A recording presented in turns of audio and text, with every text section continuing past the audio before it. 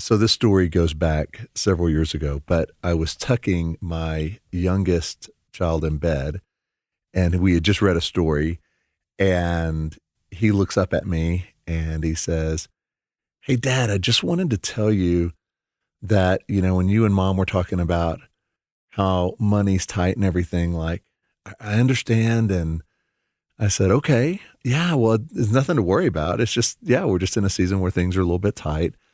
And he goes, "I know, Dad, but I know that you and Mom have to share a bed right now, and you're the only, you're the, I get my own bed and the other kids get their own bed, but you and Mom are having to share a bed. So I just hope when money is more plentiful, like, you can have your own beds." It's a great example of a faulty interpretation, a really good heart, really caring interpretation, but a faulty one, because he kind of missed the point that we actually want to be in the same bed together as husband and wife. I thought you were going to say it was a good opportunity to get your own bed, because I'm thinking, hey, at 43, sometimes I would like my own bed. Don't tell Sharon. I won't tell her. This is Alan and Morgan, and you are listening to the Ransomed Heart podcast. And today we are going to be talking about the topic of faulty interpretation and how that can impact our lives in really so many ways, some seen, some unseen, but it affects every day if we don't know to look for it.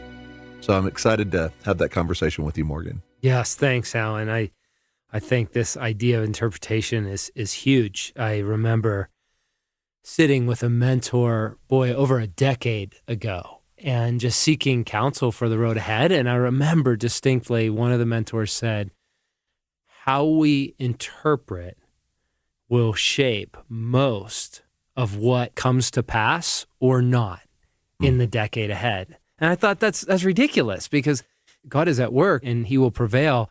And yet over the years I have seen interpretation is everything. And to have an interpretation that aligns with reality, contrasted to, as you said, a faulty interpretation, can have dramatic impact and shaping on our lives. Yeah. And I saw this even in a fun way the other day. Somebody had there's a TV series called Breaking Bad, and I'm not recommending that necessarily for all the listeners, but what I saw was on YouTube. It's a very serious series, and the music is always, when you're watching it, very tense, and it's scored to create tension and draw you into the scene. Well, what somebody had done is taken a scene from that show, and they had put a soundtrack from a sitcom in it. And so it was lighthearted music, and it was laughter when one of the people would say something. It's like you could hear the studio audience laughing. There is no studio audience in the actual show. But it made you feel like the whole scene was this lighthearted, playful, something from a comedy that you'd be watching. And it all of a sudden changed the whole atmosphere. The interpretation changed through the music that was playing. Yes. And I think, what in our lives, what soundtrack are you and I putting in our head when we're having a conversation with our wife or our kids or our work team? And how does that change how we think everything's going? Because it's only what we're hearing in our head, but it can make us think things are really going well or things are really tense, when that might not be the reality at all. Yeah, that's good. So what we thought we'd do today is invite you as listeners into ways that perhaps you're having faulty interpretation over things in your life that you just assume are a certain way. And we thought we'd do that through story, just a chance to share some of our own personal experience and maybe shed some light on it in that way. Morgan, I'll start with an example. This year, the word God, we always talk at Ransomed Heart about trying to understand maybe a theme for our year. What's a word that God gives us early on, a scripture, something that gives us a heads up about what the new year will be. And my word for this year, I don't know if I've shared this with you, but it's hiddenness. And that was the least expected word probably for me. But I was working out at the gym, and I sensed him speaking, this is your word for the year. And it was really disruptive, because hiddenness, what does it mean to be hidden, especially when you're trying to influence the world and do a lot of good, what does that look like to walk into? Well, I've been working through that and asking God, and here we are in a third of the way through the year, and He's revealed a lot of that to me. But I realized when I will sometimes go through the day, there's this feeling of being unseen, or gosh, I mentioned something to a group and nobody really asked the follow-up question. Or I put my heart out there and really tried to offer a strength, but it wasn't acknowledged. Well, it's easy in those situations to go to this feeling of, I'm unseen, I'm all alone, it doesn't matter. But with the interpretation, with the advanced word that God gave me at the beginning of the year, hiddenness, one particular meaning of that is, for me, it's okay that you don't feel always seen by others. I see you, and can you rest in that? Can you lean in that? That's a great grounding for me to go, where am I getting validation? Because I can interpret it as nobody is paying attention, or nobody's really listening or even noticing what I'm saying or doing. Or I can look at it through the interpretation of, actually, God gave me a word at the beginning of the year, and part of hiddenness is I get to really go deeper with God and not look for those external measurements of my worth in how people react to what I say or what I bring to that particular moment. Does that make sense? So, Alan, what I hear you saying is so much comes down to interpretation, either a true interpretation or a faulty one. And there are many circumstances that could really set you up to be misguided if you were not aligned with this, a healthier interpretation that God's been bringing of this. He's naming it a season of hiddenness. And it's only through that interpretation that you can see clearly. Correct. And it's a way for me in that moment to question, is how I'm seeing this how it really is, or my emotions or feelings, or just frankly distorted lens of interpreting based on maybe a false read on somebody or wanting something that didn't happen. And then emotion-wise, you get to start to be taken out. In a way, what we're saying is the right interpretation can rescue you and can reorient you, or the wrong interpretation can totally take you out because all of a sudden that interpretation gets locked. And at Ransomed Heart, we talk a lot about agreements. Well, to me, a faulty interpretation of something is the first step toward a false agreement, because you see how something is and you assume that it has to be, your interpretation is the right one. And if you're not careful, then over time it's right, this always happens. And so an agreement is made, and that agreement then becomes really hard to break sometimes. But where does it begin? It usually begins with that first faulty interpretation. Yes. As I think about the story you're telling in this word of hiddenness, I'm aware of this idea that we bring to every situation a presupposed interpretation, but often we're not thinking about it, right? We have a grid through which we see everything. And what I hear you saying is there's an exercise of the soul to pause and consider our considerations, right? That's like the fundamental definition. Repentance is to change how we think about what we think. Right. And like the prophet Isaiah said thousands of years ago, is no one stops to think. I mean, it's just a stunning verse to just pause and think. No one stops to think. And so what does it look like if I slow down and consider what is the interpretation through which I am viewing the situation? Because everyone sees the same story differently.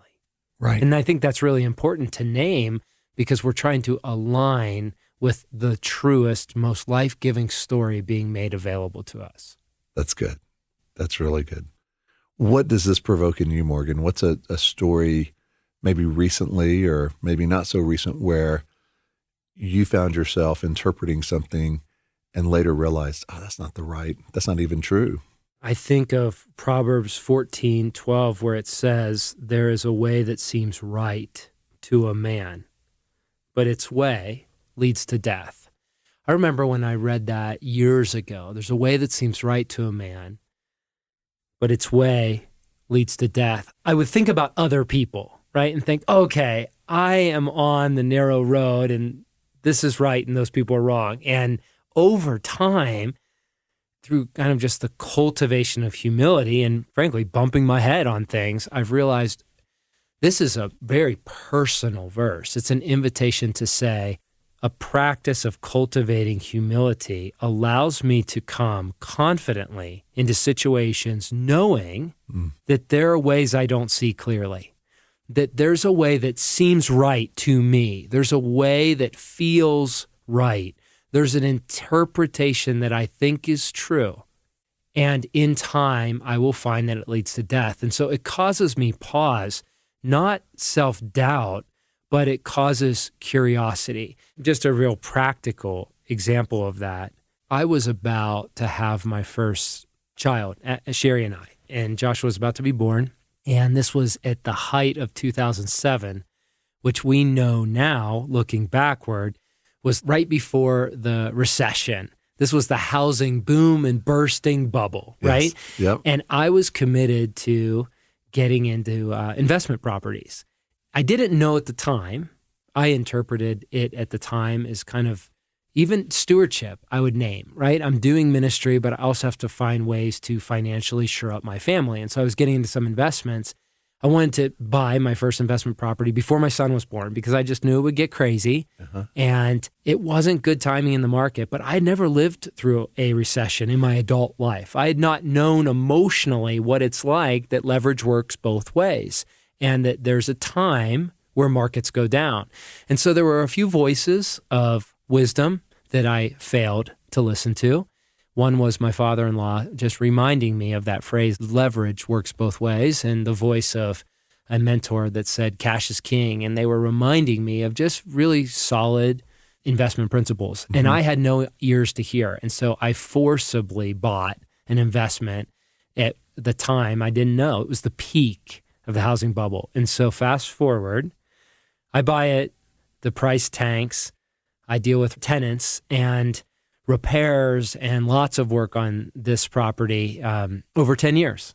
And I sell it 10 years later. And Alan, almost to the dollar, I broke even. Whoa. But it was about a decade of frustration with no profit gained. And in those years, my interpretation was, God, why does it have to be so hard?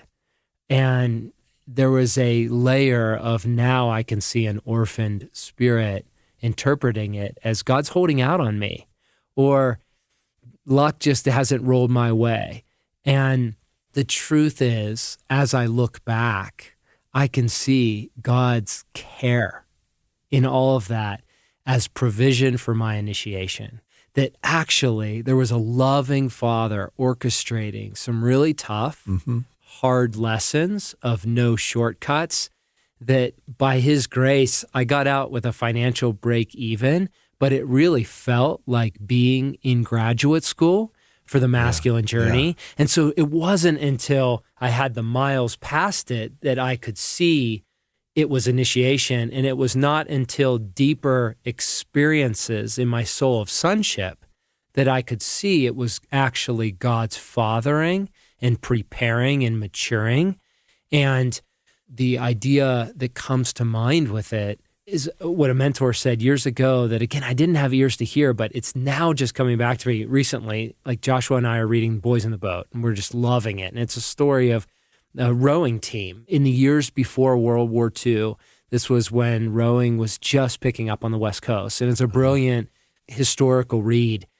But the image of these rowing six-man crews, they row backwards. It's only the coxswain that faces forward. So only the coxswain, who's small and filled with vibrancy of life, is shouting and leading the boat and commanding and encouraging them in the direction they need to go. Whereas the rowers, they can't see where they're going. And I remember when this mentor said, the healthiest interpretation of reality is much like a rowing team.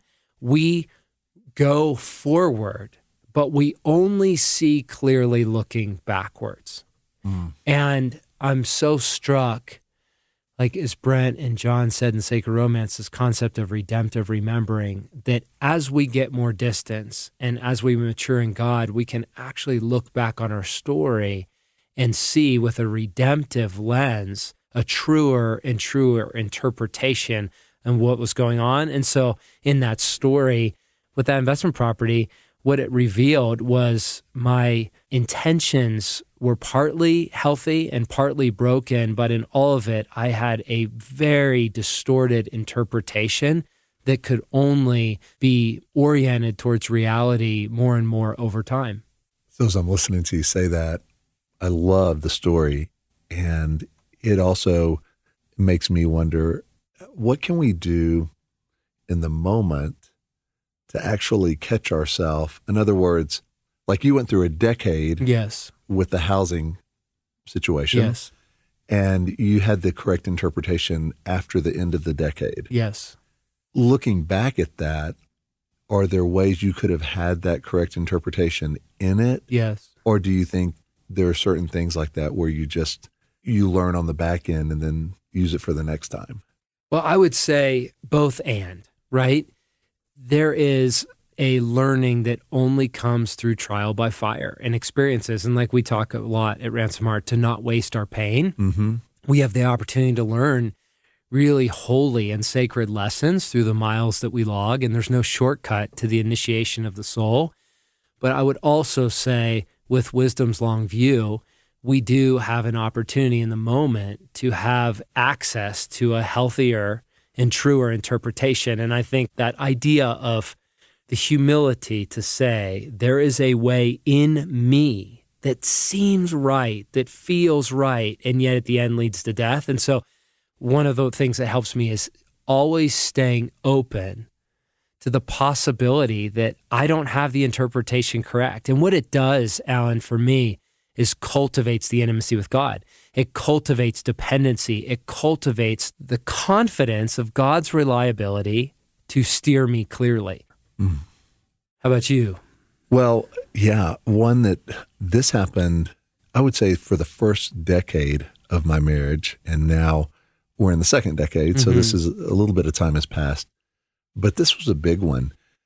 Every time my wife and I would have a disagreement, I would find myself really in kind of a funk, and I would find myself tanking emotionally throughout the day internally.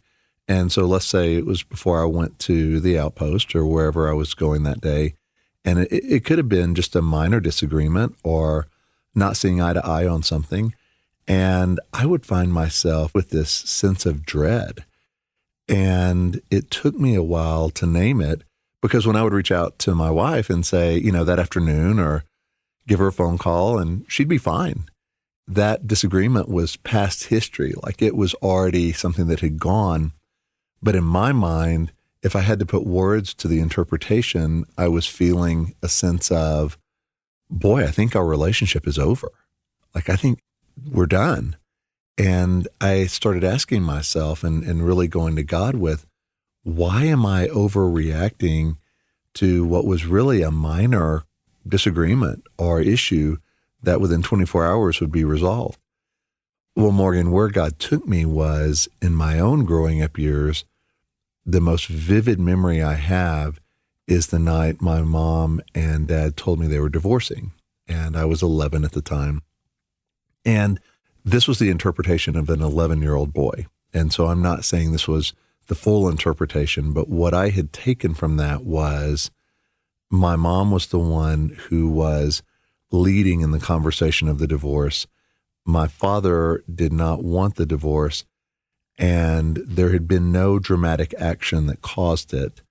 But it felt like it was basically her saying, I'm just moving on. And so it felt like a dismissal of my father from our house. Now, in fairness to her, there may have been other reasons that I didn't know as an 11-year-old, but that's what stuck with me. And so now, fast forward, I'm a grown man, I'm married, and there's this sense inside of me that had been unnamed that was, at any moment in marriage, the husband can be dismissed, that it can just be over. And it doesn't necessarily have to be a big reason, but in a sense, in the relationship, you're the disposable one. And so anytime Kelly or I would have the disagreement, or where we didn't see eye to eye, or where she looked disappointed at something that I had said or done, that started awakening that within me, that unnamed thing. And my interpretation was, this is a disaster and I'm about to be dismissed. It makes no logical sense, right? Like, I'm looking at your face as I'm saying this, and I can see that that's a totally wrong interpretation. And it was, but it felt really true to me because of some past thing I had seen that had locked inside of me. And so, Morgan, it took me several years after I named it to fully break that lie that, oh yeah, like when you and your spouse don't see eye to eye, that's the beginning of the end. When, like I said, like 30 minutes after the conversation, Kelly had already moved on and forgotten, and we were fine, and we had made up, and there was no big deal. But that interpretation, left unchecked, could actually become a self-fulfilling prophecy. Yes. I think the relationship's tanking. I think it's in trouble. I go into protective mode, or I start justifying why I did what I did because she needs to understand I wasn't wrong.